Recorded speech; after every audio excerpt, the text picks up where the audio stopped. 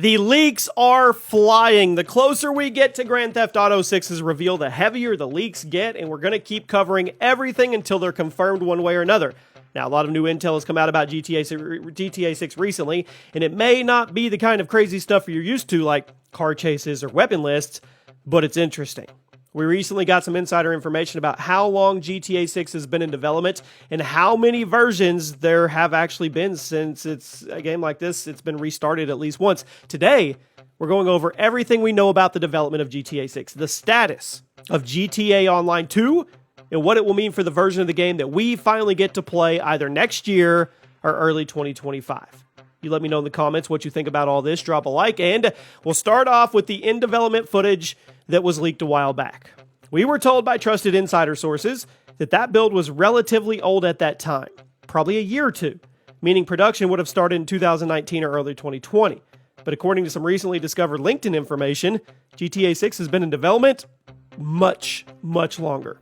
Internet detectives came across the LinkedIn profile of a former Rockstar research video editor whose work history stated he worked on GTA 6 for 3 years before leaving the company in 2018, meaning this game actually started development in 2015, which actually makes sense because Rockstar released GTA 5 in September of 2013 on the PS3 and the 360. Then they released it on the PS4 and the Xbox One the following year, and then the PC in early 2015. So it actually makes sense for Rockstar to start working on GTA 6 shortly after releasing what they thought would be the final version of GTA 5 in 2015. However, Rockstar obviously didn't know GTA Online was going to explode the way it did, so development on 6 probably slowed way down in order to support online, especially if there were creative conflicts within the team, or maybe the original vision of GTA 6 changed and pushed back the schedule, which is natural in the world of AAA gaming. I would love to see the storyboard for GTA 6 in like 2014 or 15. Can you imagine how different it probably was to what we're actually going to end up getting? Think about it. If it started development in 2015 and Rockstar was planning on dropping it 3 to 5 years later like most AAA games, that would have put the original release date somewhere in the final years of the PS4 and the Xbox One. And then they would re-release a next-gen port on the PS5 and the series consoles once they dropped, similar to how they handled GTA 5. But GTA Online was Rockstar's first major multiplayer experience, and it blew up. It kept GTA 5 dominating the sales charts for years. So work on GTA 6 likely became less of a priority, especially if they weren't 100% certain of the kind of game they wanted to be at that time, which I promise you they weren't. That actually leads me to the next piece of insider information that we recently got, because it kind of makes everything make sense and with the timeline. So according to trusted Rockstar insider Tez2, development on GTA 6 was actually completely rebooted around the time of Red Dead Redemption 2's launch. That was 2018. So interestingly, this lines up perfectly with the former Rockstar employee's LinkedIn account that claims he left the company in 2018. So it's entirely possible, and at this point probable, that Rockstar was slowly working on 6 during the mid-2010s, but then they decided to completely restart things around 2018 and reassemble their team to start making the game, to take it more seriously. This would mean the leaks about the in-development footage being relatively new would actually be true, and don't actually contradict the fact that the game has been in the oven for 8 years. It would also explain why Rockstar never actually confirmed the game's development in 2022, despite the fact that it's actually been worked on for, like I said, 7 to 8 years right now. Now, it's no secret that Rockstar has significantly changed the way they do things over the last couple decades. Let me take you back. The PS2 days. They were releasing a new GTA game every year or two, and even during the Xbox 360 era, they were releasing a new game every few years. But after GTA 5, it changed. It was a financial success unlike anything they'd ever seen, and it was recently confirmed by Take-Two themselves that GTA 5 is still selling millions of copies every fiscal quarter. That's crazy, thanks to the online component. So as annoying as it may be or have been to see Rockstar sit around not releasing games, it makes sense. Why would they put millions and millions of dollars into new games every couple years when they can just support GTA Online and make the same amount of money or more? May not be the timeline you and I want to live in, but from a standing point of business, it makes total sense. Now, with that being said, we know GTA 6 is coming, and Rockstar is taking it super serious now, and various reports have recently confirmed they're taking the online portion much more seriously this time around, because that's their bread and butter. That's where the longevity comes in. They know that now.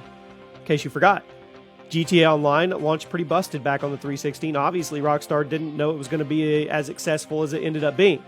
So now that they know, or now that they're working on the follow-up, they want to make sure they're prepared for that level of insanity, that insane success from day one, and they want to take things to the next level. It was confirmed that popular fan communities FiveM and RedM are officially working with Rockstar on GTA 6's multiplayer. That's awesome.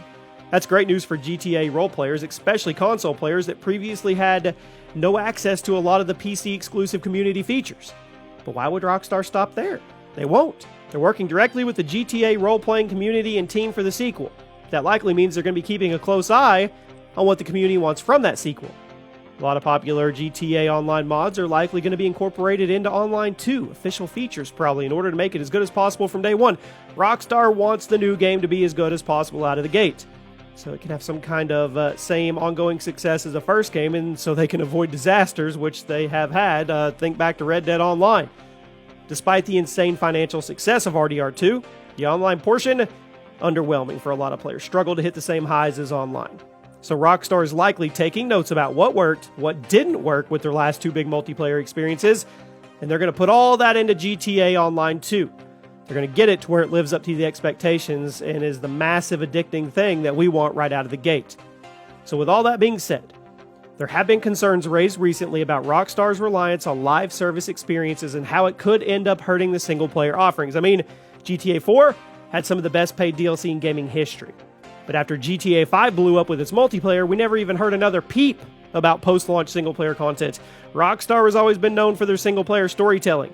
But it's been over a decade since they've released single-player DLC for one of their games, and I think people are understandably worried that the success of online is basically just reassurance that they're never going to do single-player DLC again, which I hope is not true.